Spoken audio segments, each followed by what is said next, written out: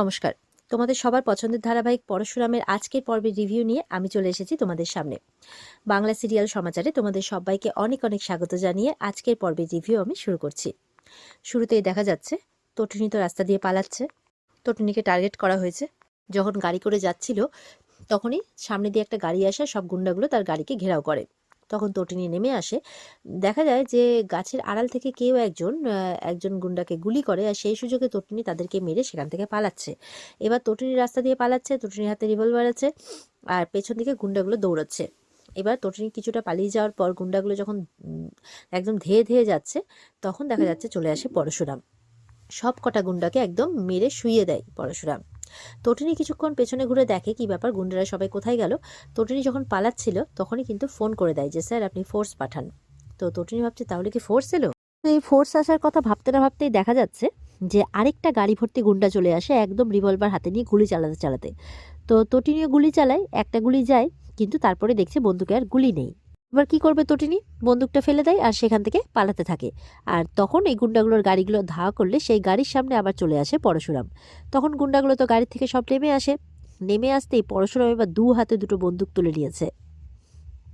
একই রকম দেখতে, দু হাতে দুটো বন্দুক, আর সেই বন্দুক দিয়ে ওদের প্রত্যেকটার মারবে না, সবকটাকে ধরে নিয়ে যাবে, ওই জন্য প্রত্যেকটার পায়ে হাতে এরকমভাবে গুলি চালাতে থাকে। তো সবকটা ঘায়েল হয়ে রাস্তার মধ্যে পড়ে যায়। তখন পরশুরামকে ফোন করেছে তার ছেলে লাট্টু, স্কুলে তখনও ঢোকেনি, ঢুকবে হয়তো, বলরামের ফোন থেকে ফোন করেছে। ফোন করে বলছে পা, মাম্মি ঠিক আছে তো, মাম্মিকে সেভ করতে পেরেছো তো? বলে হ্যাঁ পা, মাম্মিকে সেভ করতে পেরেছি, মাম্মি ঠিক আছে। যতক্ষণ তোমার পা আছে ততক্ষণ তোমার মাম্মি তোমাকে পিককে কেউ ছুতে পারবে না। যাও তুমি ক্লাসে যাও, আর তুমি কোনো চিন্তা করো না এইসব নিয়ে। তো লাট্টু ফোনটা রেখে দেয়। এবার পরশুরাম যখন বাড়ি ফিরে এসেছে তখন নিশা নিশা এসছে তার কাছে। এসে বলছে যে আচ্ছা আপনার কাছে কলের মিস্ত্রি পাওয়া যাবে, আসলে আমার বেসিনের কলটা না কাজ করছে না। বলছে আচ্ছা ঠিক আছে, পাঠিয়ে দেবো। তারপর বলছে শুনুন না, একটু গরম মশলা হবে, আসলে আমার স্বামী না খুব কষা মাংস খেতে ভালোবাসে, তাকে একটু বানিয়ে খাওয়াতাম। তখন পরশুরাম বলছে যে আচ্ছা ঠিক আছে, কিন্তু আপনার স্বামীকে তো দেখাই যায় না। তখন বলছে না না, সেটা নয়, সেটা অ্যাকচুয়ালি নয়, কিন্তু আপনার বউকে আমি দেখেছি জানেন তো, এভাবে কথা ঘোরাচ্ছে। বলছে কি? বলে হ্যাঁ, রাস্তাতে মারামারি করতে দেখেছি। বলছে বুঝতে পারলাম না ঠিক। বলে হ্যাঁ। পরশুরাম বলছে কোথায় ঠিক দেখেছেন বলুন তো? বলে আমি বাজার করে ফিরছিলাম, তখন রাস্তাতে যে তটিনী দৌড়চ্ছিল হাতে রিভলভার হাতে, পেছনে গুন্ডারা এই সমস্ত ঘটনা বলছে পরশুরামকে। তখন পরশুরাম বলছে না না, আপনার কোনো ভুল হচ্ছে। আমার তটিনী মারামারি করতে জানে না, ও নিতান্তই একজন আটপ্রহরের গৃহবধূ। তখন বলছে এই বলে যখন পরশুরাম চলে যাচ্ছে, তখন নিশা বলছে আটপ্রহরের গৃহবধূ সেটা ওর ভেক। তখন পরশুরাম বলছে যে আপনি কি করে বুঝলেন, আপনি তো দেখছি বেশ মিস্টেরিয়াস। তখন বলছে না না, আসলে কোনোদিনও দেখিনি তো ওইভাবে, দেখলাম তাই জন্যই বলছি আর কি। তো আপনার স্ত্রী রত্নটিকে একটু সামলে রাখবেন, বুঝতেই তো পাচ্ছেন, হাতছাড়া করবেন না কিন্তু। পরশুরাম বলছে না না, সে আমি আমার স্ত্রী রত্নকে সামলেই রাখবো, চিন্তা নেই, একেবারে ভালো করে যত্ন করে রাখবো। ওই যে বলেছে না, তোমায় হৃদমাজারে রাখি গো, ছেড়ে দেবো না, রাখিব ছেড়ে দেবো না, ওই ঠিক ওই রকমভাবে, আপনি চিন্তা করবেন না।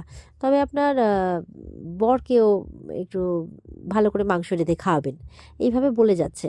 দিয়ে গরম মশলাটা এনে দেয়। যখন গরম মশলা নিতে রান্নাঘরে গেছিল পরশুরাম, তখন আবার বলরাম ফোন করেছিল যে এদিকে সব ঠিক আছে কিনা। পরশুরাম বলে হ্যাঁ এদিকে সব ঠিক আছে, তবে তুই একটু বিজিত লাহিড়ির ব্যাপারে খোঁজ নে। ওর 3-4টে প্রপার্টির খোঁজ পাওয়া গেছে, যার মধ্যে 2-3টে বন্ধ আছে, আর একটা প্রপার্টিতে ও থাকে, একটা খুব বিলাসবহুল ফ্ল্যাটেও থাকে। ওর ব্যাংককেও বাড়ি আছে, সিঙ্গাপুরেও বাড়ি আছে। তো একটু খোঁজ নে। আমার মনে হয় বিজিত লাহিড়িকে ধরতে পারলে আমার বউয়ের স্বরূপটা আমি বুঝতে পারবো। তো সেই মতো করে বলরাম কাজ করবে বলে বলে দেয়। এবার তো গরম মশলাটা নিয়ে নিশার কাছে আসে, নিশাকে দেয়। তখন নিশা বলছে কল মিস্ত্রি।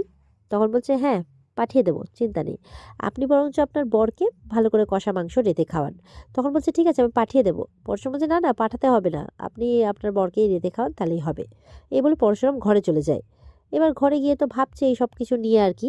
তখন দেখা যাচ্ছে কেউ একজন তাকে বলছে যে তুমি তো দেখছি সত্যি ওয়ান ম্যান আর্মি। পরশুরাম বলছে কে? ঘুরে দেখে কর্ণ, আরাধ্যা আর কবির এসেছে। তো কর্ণ বলছে যে হ্যাঁ তুমি তো ওয়ান ম্যান আর্মি, তো বাঁচিয়ে নিলে একা হাতে বউকে। তো পরশুরাম বলছে বাঁচিয়ে নিলাম মানে? তো বলছে হ্যাঁ বাঁচিয়ে নিলে, তুমি কি ভাবছো তোমার দিকে 24 ঘন্টা নজর আছে? আরাধ্যা বলছে হ্যাঁ, তোমার আর দিদির উপর 24 ঘন্টা নজর আছে। পরশুরাম বলছে নজর রাখছো, লজ্জা করে না?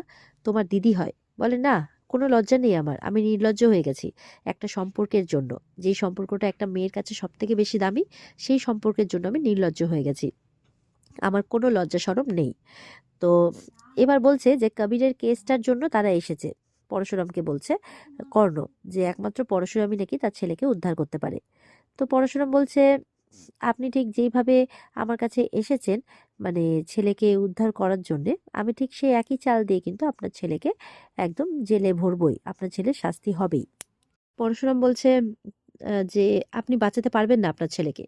কর্ণ বলছে তাই, ঠিক আছে, তাহলে এটা ভুলে যেও না যে তোমার সত্যিটাও কিন্তু তোমার বউ জেনে যাবে যে তুমি আসলে কে।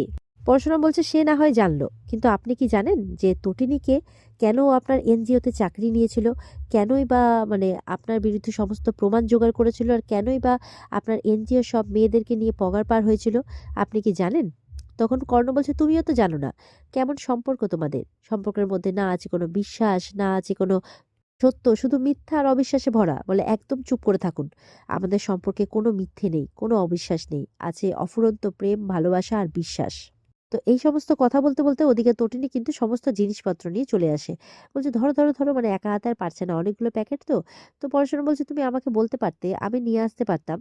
তখন প্যাকেটগুলো রাখতেই দেখে যে এরা তিনজন এসে হাজির, কর্ণ, আরাধ্যা আর কবির। তো বলছে কি ব্যাপার আরাধ্যা, তুই এসছিস যে? বলে হ্যাঁ ওই আর কি। বলে কেন এসছিস, মানে তোরা সবাই মিলে কেন এসেছিস? তখন কবির বলছে যে না ছোটি, আসলে আমার কেসটা উঠবে, তো সেই কেসের ব্যাপারে একটু কথা বলতে এসেছি, তুমিই বাঁচাতে পারো। তখন কবিরের কাছে গিয়ে বলছে তটিনী যে কবির, আমি কোনো ক্রিমিনালকে হেল্প করি না। আর পরশুরামের কাছে গিয়ে বলছে তুমি এক্ষুনি ওদেরকে এখান থেকে চলে যেতে বলো, এক্ষুনি বাড়ির থেকে বের করে দাও। আর কর্ণকে গিয়ে বলছে আপনি এক্ষুনি আমার বাড়ি থেকে বেরিয়ে যাবেন, এক্ষুনি। তখন কর্ণ চলে যাচ্ছে, যেতে যেতে আবার বলছে ও মানে কথা আছে, থেমে গেছে। বলছে যে আজকে না হয় তুমি বেঁচে গেলে, কিন্তু তোমার নামে যে একটা বুলেট লেখা হয়ে গেছে, যেটা তোমার মাথার এফোর ওফর হয়ে যাবে, তুমি তো এরপরে বাঁচতে পারবে না। আর আজকে হয়তো কোনো রক্ষা কবচ তোমাকে বাঁচিয়ে নিয়েছে, কিন্তু এরপরে তো কোনো রক্ষা কবচ থাকবে না। পরশুরাম কিন্তু দেখছে আর শুনছে, চুপ করে আছে।